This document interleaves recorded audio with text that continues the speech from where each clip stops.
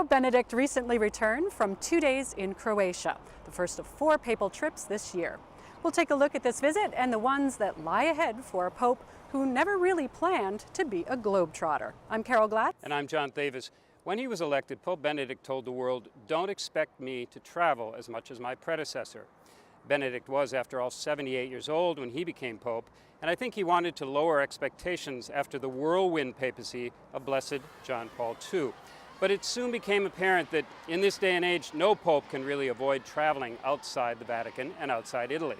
Catholics around the world want to see him, bishops want to invite him, and the media spotlight is turned on every time a Pope gets on a plane. In fact, Pope Benedict has made 19 foreign trips so far, visiting 6 continents and logging 75,000 miles.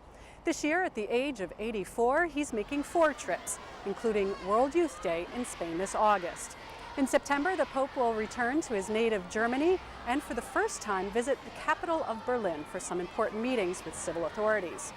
In November, the Pope will travel to Africa for the second time, visiting the country of Benin, where he will release an apostolic letter on the Church in Africa. Now, Pope Benedict has developed his own style on these papal trips, and here's where we do see a difference with John Paul II. The trips are shorter and closer to home. 2/3 of his trips have been to European countries. The schedule on these visits has been cut back. Instead of 6 or 7 events each day, we now have 2 or 3. Another thing I've noticed is that the speeches are shorter. I can remember traveling with Pope John Paul. We journalists would often be handed speeches that were 5 or 6 pages single-spaced. Pope Benedict is much more concise. And Pope Benedict has also adopted a more serious tone on his trips. There's less staginess and more solemnity.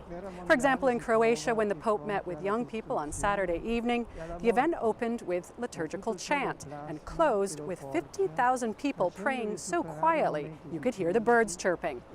At his first World Youth Day encounter, instead of singing and dancing on stage, young people joined the Pope in Eucharistic adoration. If you ran a highlights reel of Pope Benedict's travels, it would have to include the Pope at Ground Zero in New York in 2008, his address to the United Nations, his visit to Turkey's Blue Mosque in 2006, and his Holy Land pilgrimage 3 years ago. Now, Vatican officials still rank the U.S. trip as one of his most successful, along with his visit to Great Britain last fall.